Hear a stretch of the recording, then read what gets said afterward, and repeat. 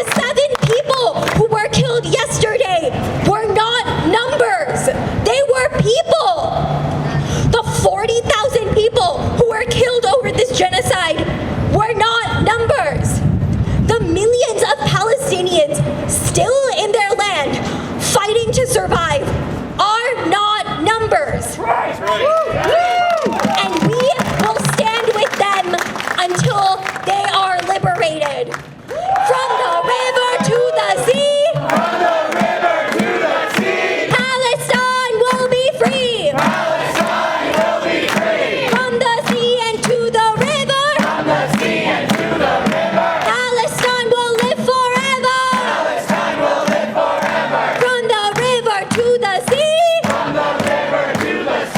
Palestine will be free. From the sea to the river,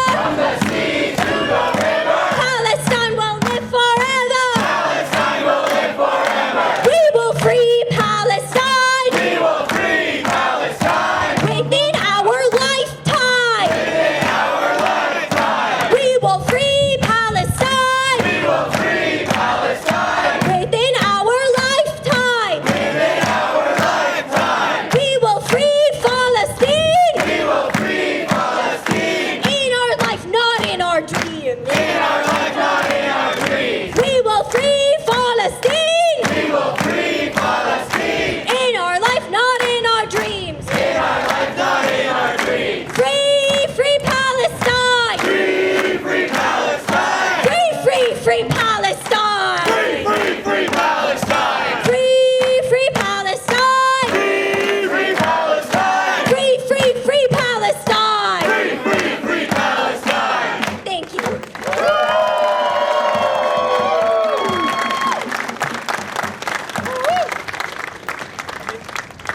How insane is it? How ridiculous is it that MIT has this killer drone program with the Israeli Ministry of Defense, and instead of ending this killer drone program while a genocide is happening, they decide we want to brutalize and beat on our students, we want to forcefully evict our students, and we have students that are facing deportation right now. It's something like 10 days until the first MIT students will face deportation. And it's not by accident. You know, we have to recognize what the kind of forces at play here are. The reason why MIT is so adamant on not ending this program is because the US Department of Defense has told them, if you cut this program, then our programs are gonna be yes. Our programs are gonna be next. And to that we say, that's exactly right. That's right. We want our universities to divest from the war machine entirely. So it's Joe Biden's Department of Defense that is explicitly pressing on MIT, that's pressing on Harvard not to divest.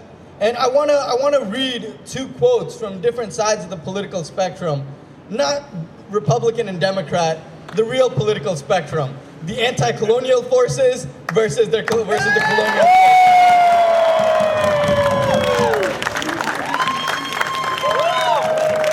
The first quote is from a member of the Yemeni government, which has been doing a very effective BDS campaign against the state of Israel. And I want to read this quote, which says, "We salute the free American students, and we assure them that victory on the awareness front is more important than victory on the military front, because this is the only way to avoid war." I want to read that one more time. "We salute the free American students, and we assure them that victory on the awareness front is more important than victory on the military front, because this is the only way to avoid war." Now I want to go over to the other side of the spectrum, the capitalists in Silicon Valley. Alex Karp, CEO of Palantir, am I pronouncing that right? Palantir? There we go, thank you. And this is a quote in regards to the student movement. Alex Karp says, "Some think that these things happening across college campuses are a sideshow.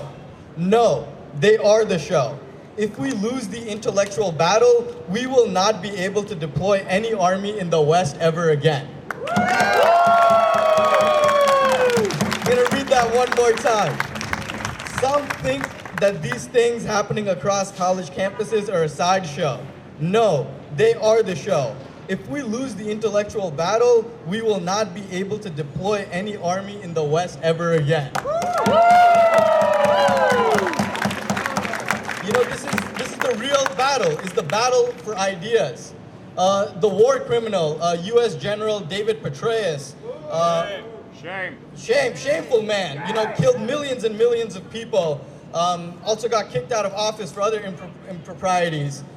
You know, one of the insightful quotes he gave was that the U.S. government can have control over the 5 domains of military: land, air, ground, nuclear, I forget the 5th one. But if we lose the most critical component, which is the human domain, the consciousness of the people, then we will never be able to effectively dominate the globe ever again. And that's exactly what mass demonstrations, what encampments, and all of these different tactics do, is raise the specter and make it impossible for our government, the American empire, to intervene across the world in the interest of the big corporations, of the war profiteers.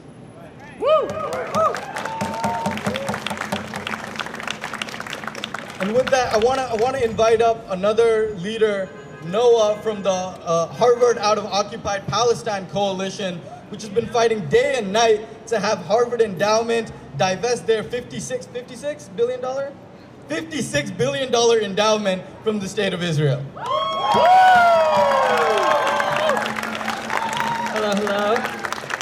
I want to start us off with a poem by Muhammad el-Kurd, a Palestinian poet. It's called Kroger. I don't have time for an epiphany at Kroger. Don't have time for an epiphany, and so the epiphany has me. In Atlanta, I stay at Amna's on Lynch Ave. Bitterness in the air. Sin sleeps next to me. I invite the syntax. This is the 3rd night, and I want to kiss her back. But they're bullying the network for having me. And so I'm writing emails instead of poems. Eating my fist in the bathroom. I don't want to hear about freedom of speech or my hostility. I've been meaning to sleep for a few weeks. I don't have time for paranoia. Won't flip rocks or look for merit in the death threats. If they come for me, let them. I've made my amends. Would be content in my coffin. It is those stuffing sand in my mouth that worry me most. Saying there are softer ways to say this. The thing is, I don't want to be soft. Don't want to humanize shit. Look at my limbs, look at this earth. I've been meaning to eat today, but I spent 1,000 mornings since sunrise insisting upon my integrity. I don't have time for contextualization. The journalist interrupts this tragedy to negotiate another. A history whose debris is still here. What is a fact in Arabic is debatable in English. Contentious. Thing is, I couldn't care less. Say evict, and I still say theft. Hyperlink them to death. A reporter asks if I believe in violence. Irony is a constant guest. What's that got to do with anything? Another asks, what's a holiday like in a tent? Who gives a fuck about Christmas and decorations? Do I believe in violence? Well, I don't believe in violation. I've been meaning to dream, closed my eyes in the Uber and dreamt of the Haitian Revolution. In Brooklyn, there were 3 ravens at my door. I am not scared of snitches. I told myself it was psychosis. I'm writing this email so I can abandon the chair. If it weren't for the smoking, the day would be a day. I can't wait to be back. Hope no one will be in a tent. One day we will write about dispossession in the past tense. I've been meaning to take all the breaths I need. I've been meaning to write something about hyenas.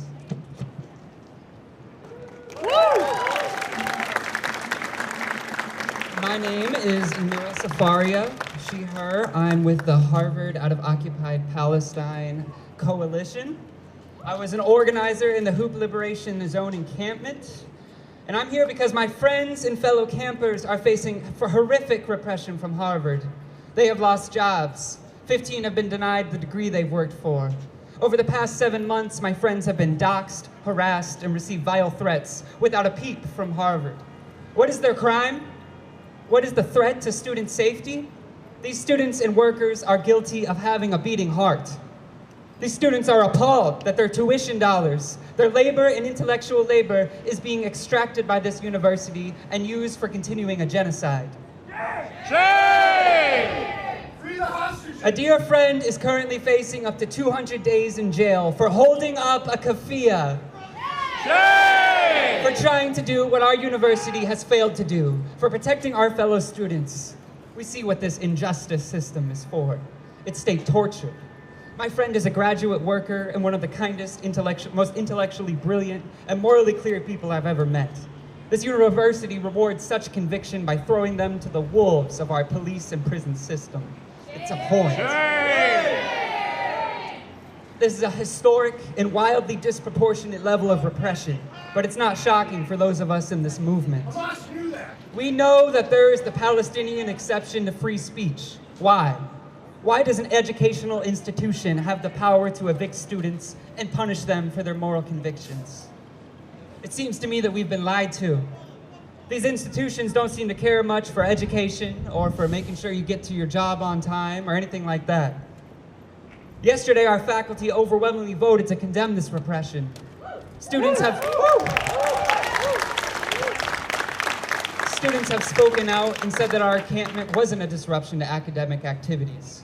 Well, interim President Garber, if our own students and workers, the lifeblood of Harvard, are against this repression, who's the one calling the shots? Harvard would not exist without our labor. We know that the truth is that the Harvard Corporation makes these decisions. A minority of rich shareholders and dumbass billionaires have more to say on the direction of the university than the population that sustains it. Yeah, Harvard, we know who the real outside agitators are. It's not any of our community members. It's the money-hungry war profiteers calling the shots.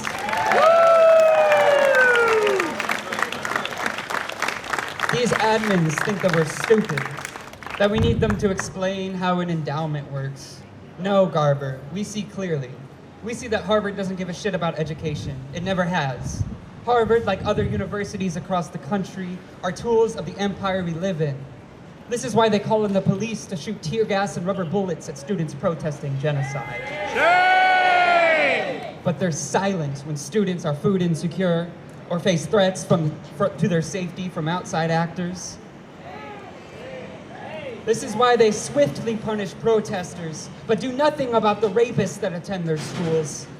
Shame! In fact, Harvard employs these abusers.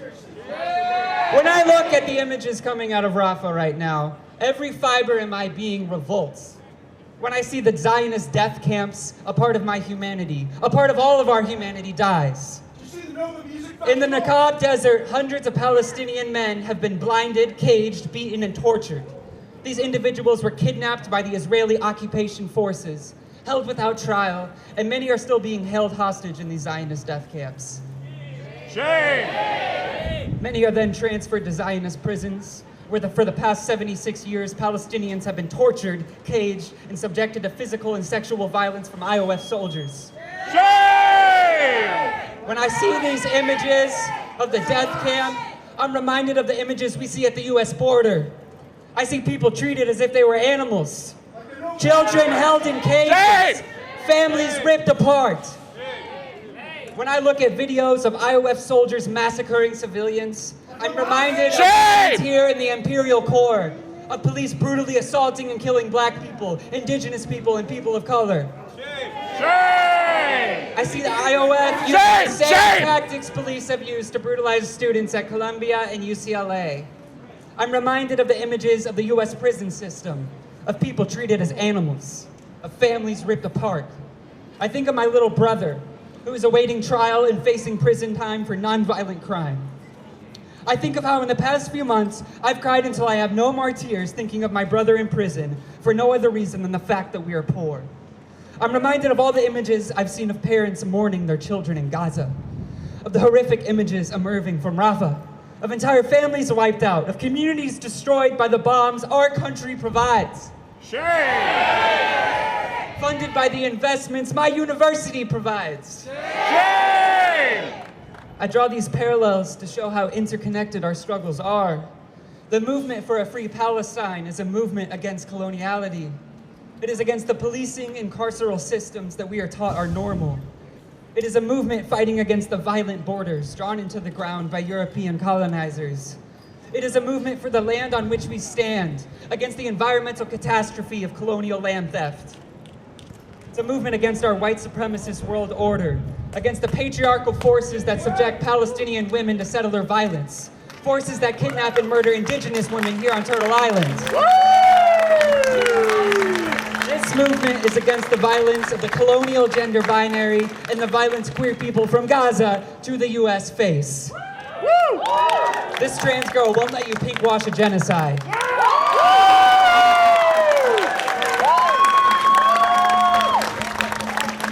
All of these issues are systemic.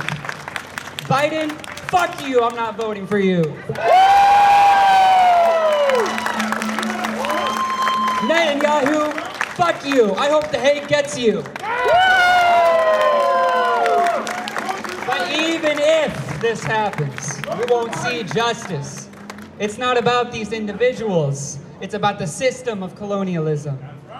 Israel and the US are rotten to the core not because of bad individuals, but because they are settler colonies. We are witness to a fundamental contradiction. A colony requires populations to exterminate and populations to exploit. Luckily, we are witnessing the downfall of this system. From Palestine to Haiti, to the Congo, to Sudan. The people of the world are rising up, from the student intifada to the indigenous uprising in so-called French New Caledonia. A new world is being built before our eyes. The university as it stands does nothing but gatekeep knowledge and advance the manifest destiny of US settler colonialism. Personally, I think we should begin moving to abolish the university. Biden, we aren't stupid. Since you ignore our voices, we will get louder. We will show you who really runs this country. It's us, the workers, the students. You're just the one currently exploiting us. You're interchangeable. But we're the beating heart. And Biden, if you continue to support this genocide, we will resist and bring down this whole fucking system. Hands off Rafa! Hands off Rafa! Hands off Rafa! Hands off Rafa! Hands off Rafa! Hands off Rafa! Hands off Rafa! Hands off Rafa!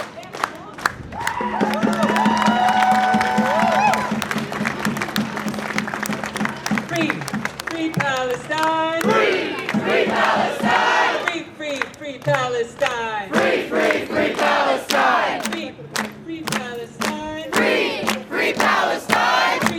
Free Palestine! Free Palestine! From the river to the sea! From the river to the sea! Palestine will be free! Palestine will be free! From the river to the sea! From the river to the sea! Palestine is almost free! Palestine is almost free!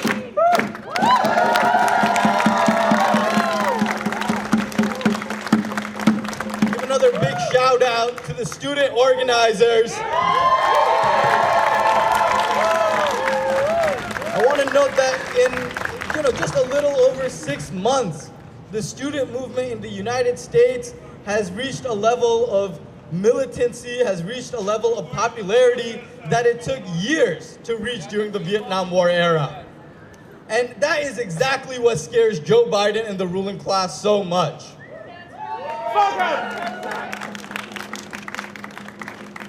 Sometimes it's easy to question, why is it that, every time Biden or Harris are in town, why is it that we're always protesting, right? What does this actually accomplish?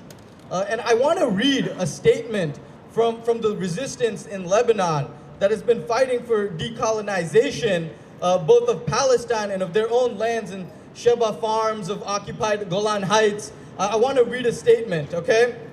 This is from a little over a month ago. in regards to the uncommitted votes that were happening in the Democratic primary, but it also speaks to the larger movement as a whole. You know, and it's translated from Arabic, so it's not, you know, one-to-one exact translation, but bear with me. You know, and the statement says, "Today, what many people demonstrating in America are doing, of course we should salute them and be grateful to them. The Arabs, the Muslims, and the non-Muslims, among them the free Americans, the Christians, and other people who wrote to Biden, who sent him the message saying, 'We are uncommitted to vote for you,' these people are very influential at this stage. This is the most important means of pressure on the Biden administration. He is not afraid of the world, the international community, God, history, or anything. Biden now is afraid of only one thing, that his policy and actions in Gaza will lead him to lose the presidential elections. This is why he keeps debating, denying, and playing games. If the pressure and opposition to Biden in America continues, this may also open up a door of hope for us. Of course, there are countries that boycotted Israel, denounced Israel, and accused it of committing genocide, like Brazil, Venezuela, Cuba, and South Africa, and so on. These positions are appreciated and help to mount the pressure on Israel. But at the end of the day, it is the American position that is decisive." I want to repeat those last two paragraphs one more time. This is the most important means of pressure on the Biden administration. He is not afraid of the world, the international community, God, history, or anything. Biden now is afraid of only one thing only, that this policy and his actions in Gaza will lead him to lose the presidential elections. This is why he keeps debating, denying, and playing games. If the pressure and opposition to Biden in America continues, this may also open a door for hope. Of course, there are many countries that have boycotted Israel, denounced Israel, and accused it of committing genocide, like Brazil, Venezuela, Cuba, South Africa, and so on. And these positions are appreciated and help to mount the pressure on Israel. But at the end of the day, it is the American position that is decisive, right? And so this is actually what the people that are fighting against Zionism, right, on the ground, the people that are fighting to decolonize historic Palestine, to decolonize their own lands in Lebanon and Syria are saying, is that we need the Americans, right? We need the people that are in the belly of the beast to rise up.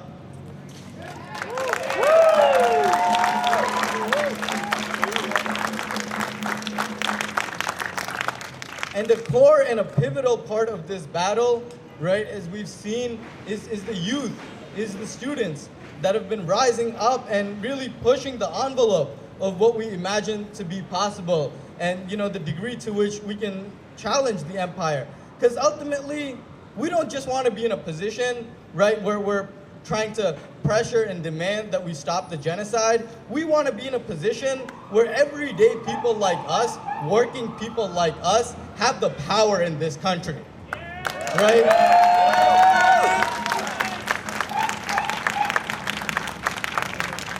I don't know if you all saw that in New York City, there was a WhatsApp chat with all of these billionaires, you know, and they were directly talking with the mayor of New York, Eric Adams, saying that, you know, you need to get rid of these encampments right now, and we'll even give you private security to take care of the encampments right now.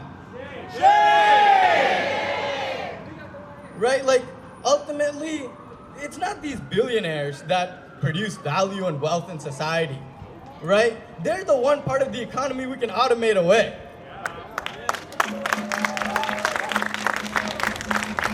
It's actually working people, it's oppressed people that make the world run, and so we should be the ones running the world.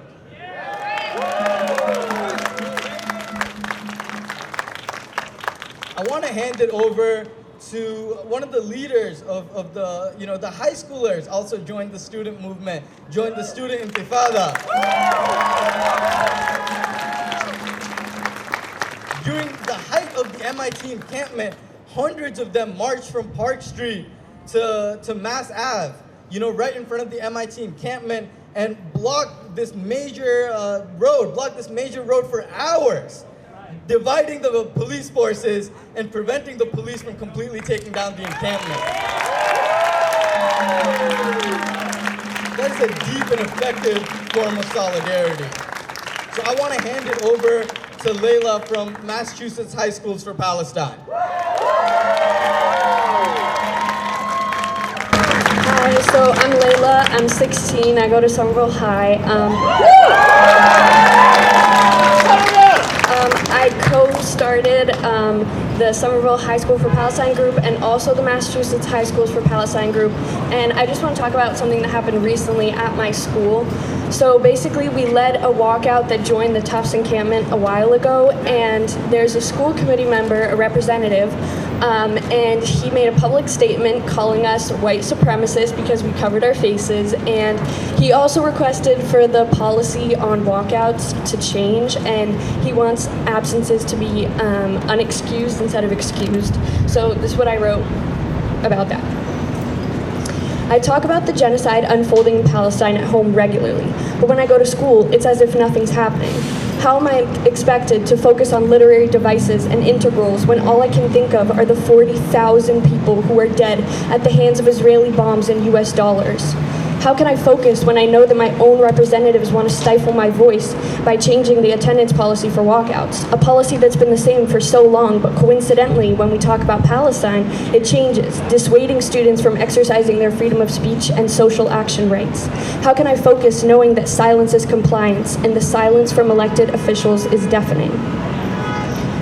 We are taught in school that this country is a democracy and that people can speak freely. We should be able to be critical of the Israeli government's action without being accused of anti-Semitism.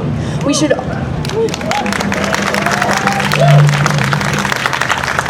also be able to exercise our freedom of speech rights without being labeled white supremacist. And lastly, the phrase "from the river to the sea, Palestine will be free" purely means that from the river to the sea, Palestinians in between will be free, and they're undoubtedly not and haven't been since the Nakba in 1948. In today's society, we talk about inclusion, making sure all voices have a seat at the table. We learn about some untold stories of history. However, right now we are witnessing this genocide and famine unfold before our eyes and are not given any support or pedagogical tools to process. We need our counselors to support us. We need our representatives to represent us because none of this is being done. Something needs to change and we all need to speak about this. I'm going to read a quote that an Indonesian poet and writer wrote, Titon Rahman. People should not understand solidarity as a manifestation of individual, group, or partial interest. Solidarity should not be built solely on the basis of consideration that we have the same suffering, but because everyone should have an awareness of respect for higher human values, namely to fight for the principles of truth and justice.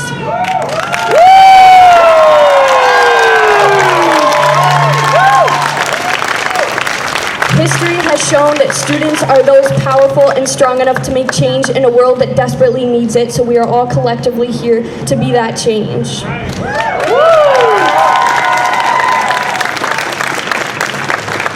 So I'm a descendant of Mexican Sephardic Jews, and in Judaism we have this saying called Tikkun Olam, and it means world repair basically, but it's super heavily associated with social justice movements, and this term has not been applied at a time where it's most desperately needed, and that's really important to talk about. And then I'll finish by saying my one question to Mr. Joe Biden is, how can you sleep at night knowing that the blood of 40,000 Palestinians is on your hands?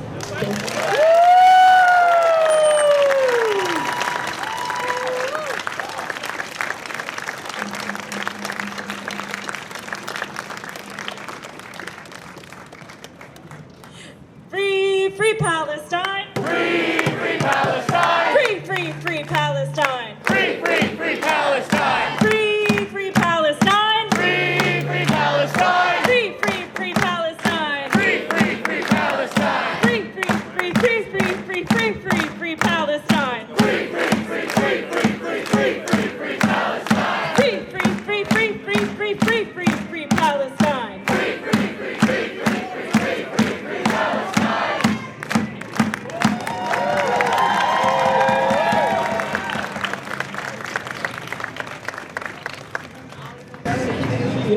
had some of these Zionists, right, yelling, "Free the hostages." And in a sense, we agree. We want to free the over 10,000 Palestinian hostages that are being arbitrarily detained, right? Over the millions of people in Gaza that are in an open concentration camp that are being genocided. I want to read a letter from one of the Palestinian hostages, from a Palestinian political prisoner by the name of Khalida Jarrah. She's a member of the Palestinian National Council, and multiple times throughout her life, she's been arbitrarily detained by the state of Israel, by the Zionist entity, with no explanation, no trial, no due justice whatsoever. And the last time, she's again been detained, but the last time she was detained, her daughter, another renowned activist, Suha Jarar, she passed away. And Israel it's so criminal, it's so devoid of any humanity that they wouldn't even release her from jail. Again, she hadn't been tried of any crime. They wouldn't even release her from jail to go to her own daughter's funeral. So I wanna read the letter that she wrote to her daughter from prison when she couldn't go. This is the letter from Khalida Jarrar from Damon prison in Haifa in occupied Palestine, July 13th, 2021. I am in so much pain, my child, only because I miss you. I am in so much pain, my child, only because I miss you. From the depths of my agony, I reached out and embraced the sky of our homeland through the window of my prison cell in Damon prison, Haifa. Worry not, my child. I stand tall and steadfast, despite the shackles and the jailer. I am a mother in sorrow from yearning to see you one last time. This doesn't happen except in Palestine. All I wanted was to bid my daughter a final farewell, with a kiss on her forehead, and to tell her I love her as much as I love Palestine. My daughter, forgive me for not attending the celebration of your life, that I was not beside you during this heartbreaking and final moment. My heart has reached the heights of the sky, yearning to see you, to caress and plant a kiss on your forehead through the small window on my prison cell. Suha, my precious, they have stripped me from bidding you a final goodbye kiss. So I bid you farewell with a flower. Your absence is searingly painful, excruciatingly painful, but I remain steadfast and strong like the mountains of beloved Palestine.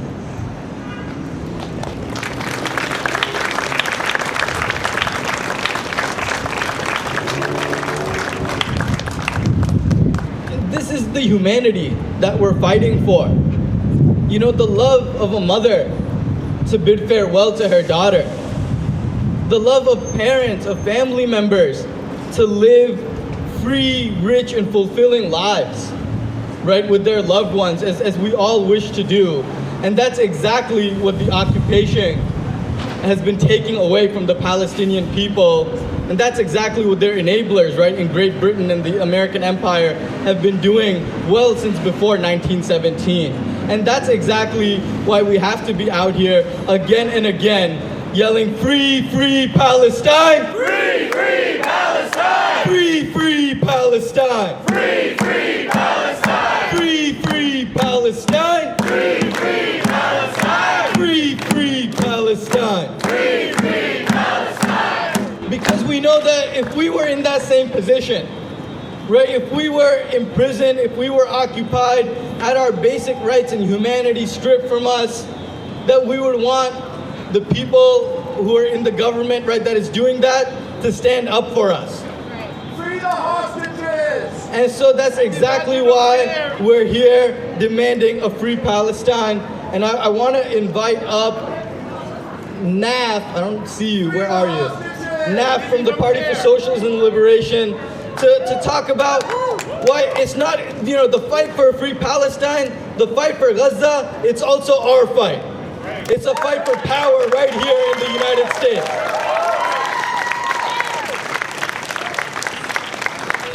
The great revolutionary Che Guevara, after they won the Cuban Revolution and threw out the Americans, threw out the British, threw out the French, he said, "I envy you North Americans.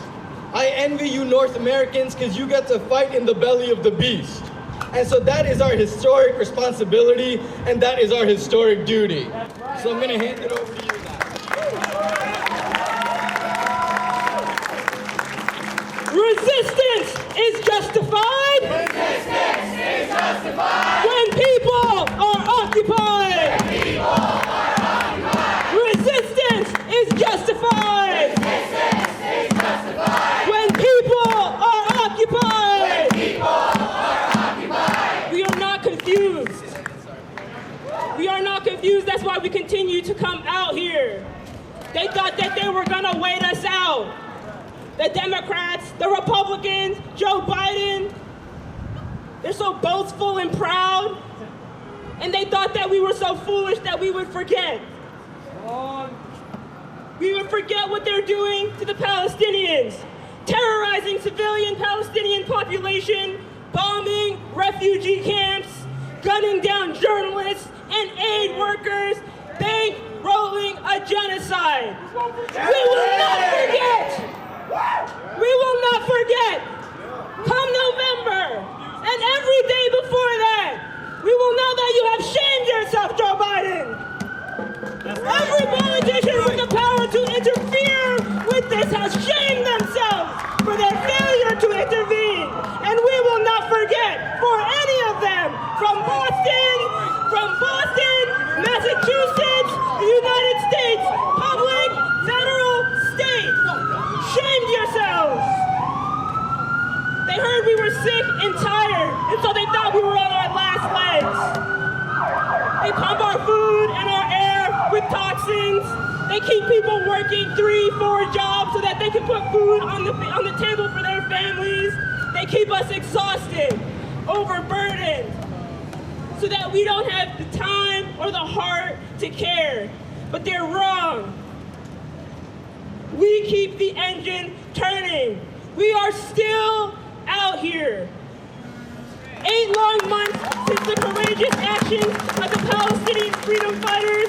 8 long months of Israeli occupation forces terrorizing the refugee camps in Gaza. But the Palestinian people are still here. Palestine will never die, because so long as there is occupation, there will be resistance. You cannot kill the people's movement, because ain't no power like the power of the people. We do not stop. We are the beginning and we are the end. You need us.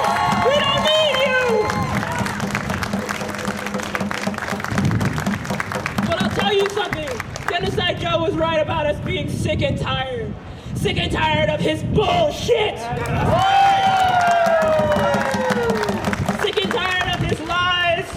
Sick and tired of him stealing our hard-earned tax dollars from our social services, from our infrastructure, from our health care, from our retirement plans, from all of our social security systems, and wasting it on an apartheid state. We are sick and tired of you, Joe. Hundreds of thousands of people went to the polls to say just that we will not vote for genocide.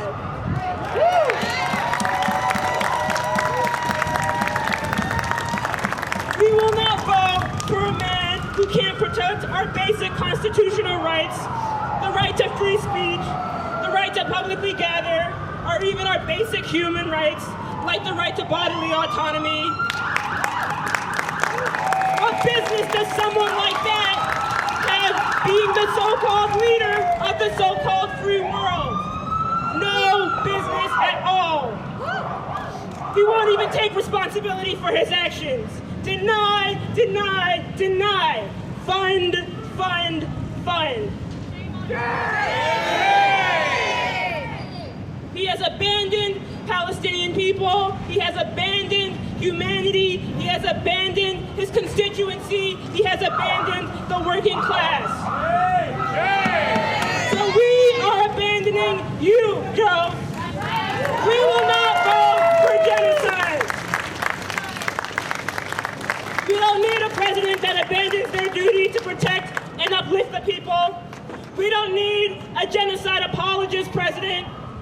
We need presidents that say, free, free Palestine! Free, free Palestine! We need presidents that say no to apartheid states, that refuse to take any part in the desecration of human lives. And that is not the Democratic Party, that's not the Republican Party. They've demonstrated that they are not fit to lead. We need presidents that put the needs of people before corporate greed. That say down, down with exploitation, up with liberation. Down with exploitation, up with liberation. That's why we need socialism.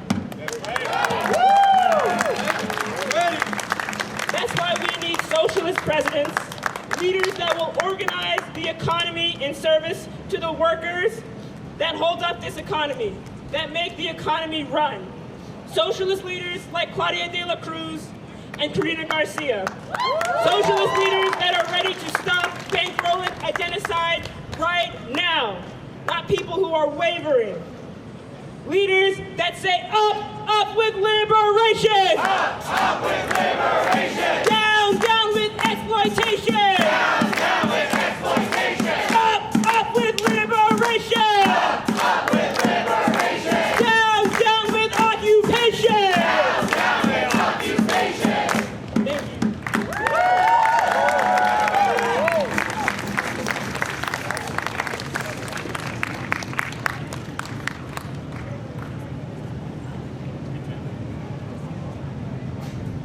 Biden, Biden, you can't hide! Biden, Biden, you can't hide! You're committing genocide! You're committing genocide! Biden, Biden, you can't hide! Biden, Biden, you can't hide! You're committing genocide! You're committing genocide! Just a few days ago, Joe Biden reassured us all that what's happening in Gaza is actually not a genocide. Biden assured us that the United States' support for Israel and the safety and security of Israelis is quote-unquote ironclad. Biden continued, and I quote, stating that we stand with Israel to take out Hamas leader Yahya Sinwar and the rest of the butchers of Israel. We want Hamas defeated. What Biden does not realize is that in his attempt to defeat Hamas, he's also being defeated by the people of America. Genocide Joe will go down in American history as being a senile man addicted to violence, addicted to war, addicted to terrorism, and addicted to oppression. That's right. And while we do want to focus our attention on Genocide Joe's complicity and his tainted reputation, it's also important to remember that Genocide Joe is no different than every single American politician, whether that's on a state level or a national level. From Nixon to Bush to Biden to Obama to Trump, every single one of our presidents is a guilty, power-hungry war criminal. Genocide Joe is yet another sadistic white man addicted to war, addicted to carpet bombing, addicted to starving people of color, and addicted to murder.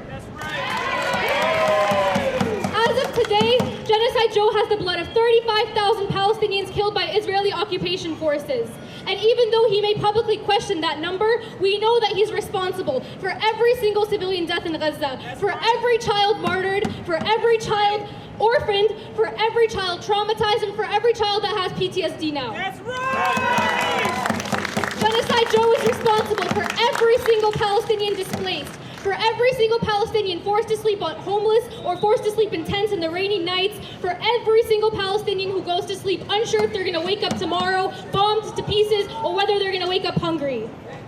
Genocide Joe is responsible for the thousands more that are currently stuck under the rubble, for every limb amputated, right, he's coming, everyone. Let's throw a party for him. Biden, Biden, you can't hide. Biden, Biden, you can't hide. You're committing genocide. You're committing genocide. Biden, Biden, you will see. Biden, Biden, you will see. Palestine will be free. Palestine will be free. Biden, Biden, you will see. Palestine will be free. Biden, Biden, you can't hide. Palestine will be free. You're committing genocide. Biden, Biden, you can't hide. You're committing genocide. Biden, Biden, you will see. Palestine will be free. From the rivers to the sea. Palestine will be free. From the sea to the river. Palestine will live forever. From the river to the sea. Palestine will be free. From the sea to the river. Palestine will live forever. Free, free Palestine. Free, free, free Palestine. Free, free Palestine. Free, free, free Palestine. Free, free Palestine. Free, free, free Palestine. From the river to the sea.